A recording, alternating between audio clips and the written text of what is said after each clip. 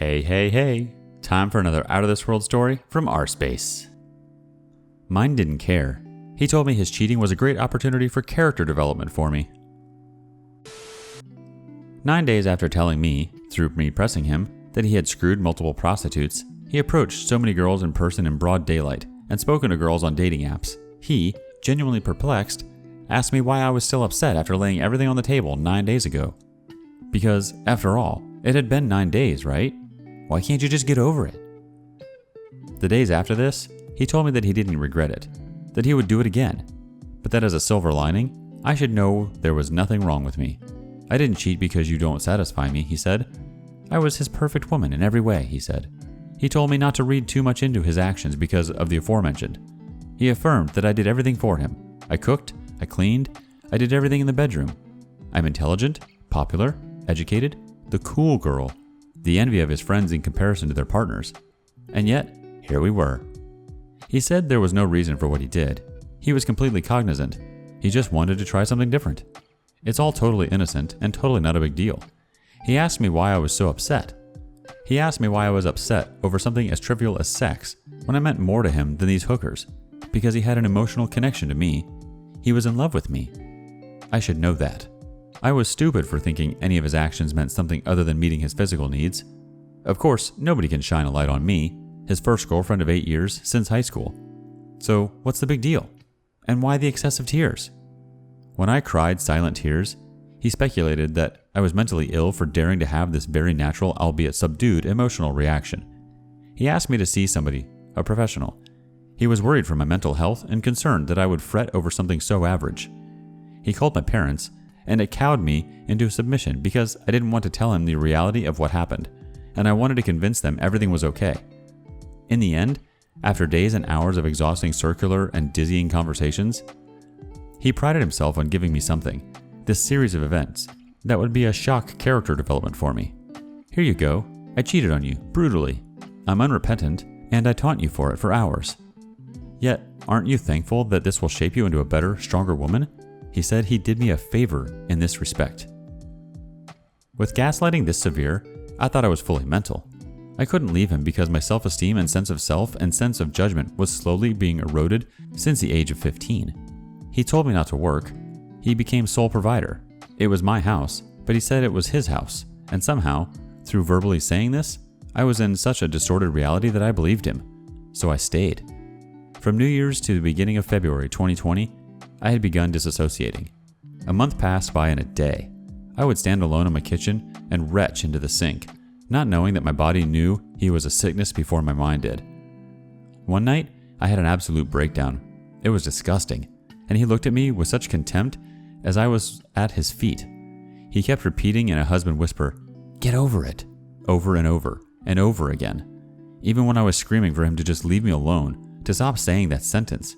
He asked me, "Why do 4 little words trigger you so much? Just get over it." I can't believe you're reacting like this. I went numb and fell into the dark abyss. Then, finally, he tipped my face to his, and along those same lines of his character development spiel, he said this: "Breaking you will make me stronger, my name. You'll understand one day."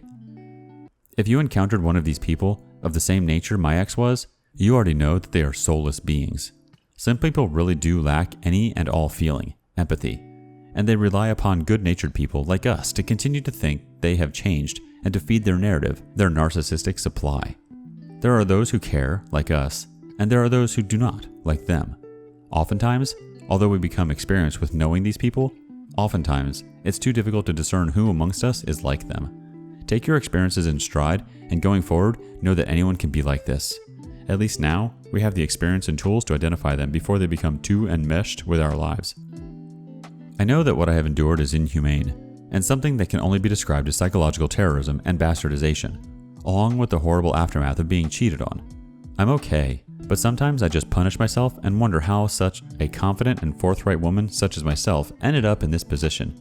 And in the end, I'm just surprised. Leaving is not as easy as many think, and we say, as soon as my significant other cheats, I'm out. Yet, when it happens, and we are faced with that very reality, it's a totally different story. Update.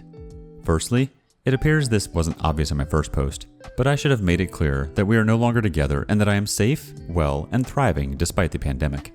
We were together from when I was 15 until last year when I was 23. This is going to seem absolutely mental, but the truth is that I didn't choose to leave him. The decision was forced upon me when he was arrested and sent to prison for trying to commit an act of terrorism at the center of my city. Without giving too much detail, he tried to run people over at peak hours with his car, just for a laugh, when the streets would be full of thousands of pedestrians. He was nearly shot dead, and this ended up all over the news for days. I had absolutely no prior warning that this would happen. He never talked about doing something like this with me, so I found out like everyone else did, by watching the news. And when my phone blew up, have you ever heard those guttural, wailing screams of panic coming from a mother or close relative? I had my father calling me, screaming. My mother calling me, screaming. His mother calling me, screaming. I cannot ever forget those sounds of anguish, and even though I was the person closest to him and the most directly affected by his actions, I found myself calming them and taking control of the situation. At this point, I was still heavily in the fog and trying my hardest to hold on to my abusive ex, even given the events of my last post. Again, psychological abuse and why women stay is a complicated thing. It's an incredibly surreal sensation seeing someone you know, your partner of 8 years, on TV for such horrible reasons. And of course, because I was joined to his hip as his little pet, immediately everyone recognized him and therefore recognized my association with him. I go to my gym 5 days a week and I have cultivated quite the positive reputation for being strong and consistent. My abusive ex and I would often go together, and he would hover or control me. I know many people sense the toxic dynamic. They told me so a year later and were regretful they didn't step in. So of course, everyone knew my business, because what he had done was on the news. One night, a few days after the incident, I went to train. As I was benching, I saw on 3 TV monitors his story playing for the PM news. And then, I registered that every single pair of eyes was looking at me. I could have left and never came back, but I continued to show up every day and pump the iron harder than I ever have in my dang life. I still go there to this day. People still whisper and look, but the point is, I never quit or allowed the embarrassment to consume me, even though I feel like my carcass was ripped open and exposed to everyone. I was raked over the metaphorical coals and subjected to immense humiliation so intense it made me gag. He would call me from prison, and those calls were utterly horrific, abusive. He would just go off at me for trivial things. He needed dress shoes and a pair of pants for court, but I couldn't find the shoes, and he wouldn't exactly scream at me, but he would talk to me in a low, quick-paced, registered layered with seething rage, whilst also telling me how incompetent I was. Tell me I was weak for being upset or caring about him. Why are you so upset? It's fine. I like it here. Do you think I'd be crying if you were in prison? I said, well, isn't that what normal people would do? Cry? Worry? He responded, what the F is wrong with you?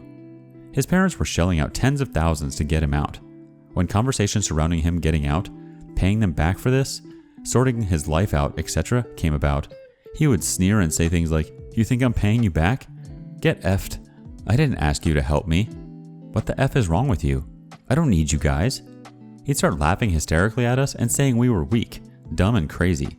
Only at this point was I starting to realize after years of this sort of conduct that maybe it wasn't me, like he was claiming. Again, after years of conditioning and brainwashing from the age of 15, both to think I'm an emotional childish idiot, and to see him as the ultimate authority figure and sole voice of reason. Those thought patterns are incredibly hard to break due to your own conditioned bias. I visited him a few times in prison. During these visits, he told me he did everything on purpose as some elaborate plan to expose his boss and show people the government is useless. And I thought, you caused me and everyone else all this pain and fear. On purpose? He would assign me tasks to do on the outside for him. Some of those tasks included contacting very important people that no common person could get in touch with, and I would be heavily berated and bullied for failing.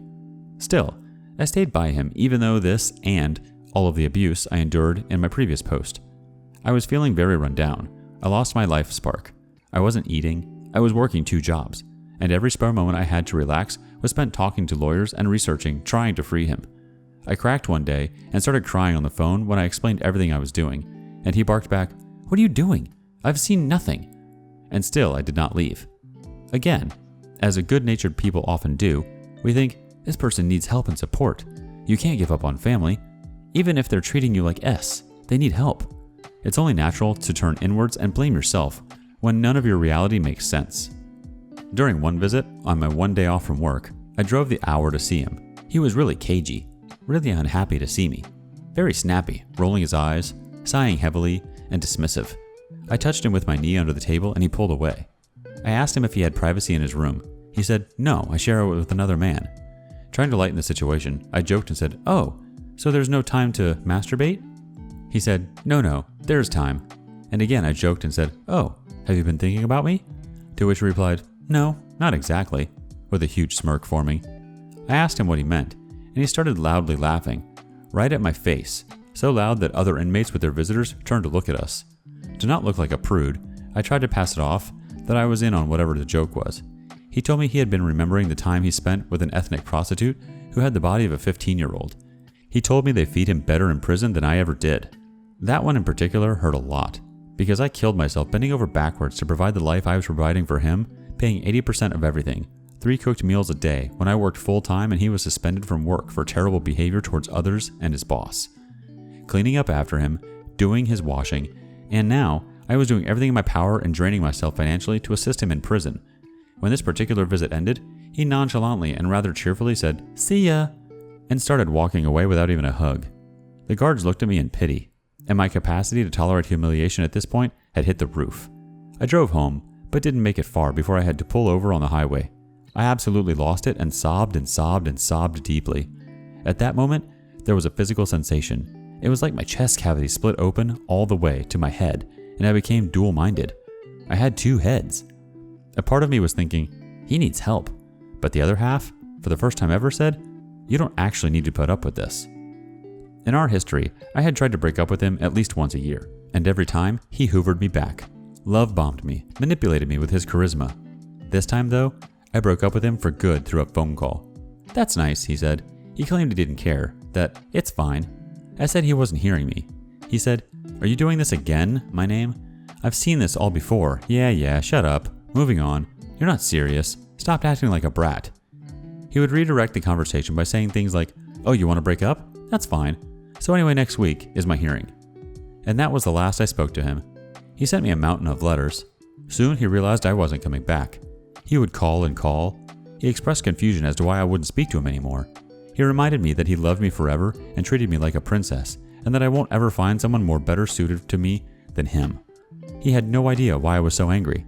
He attributed it to me being upset that he cheated on me. There was no accountability whatsoever. He is an expert at minimization. I forked out a lot of money to have his stuff moved out.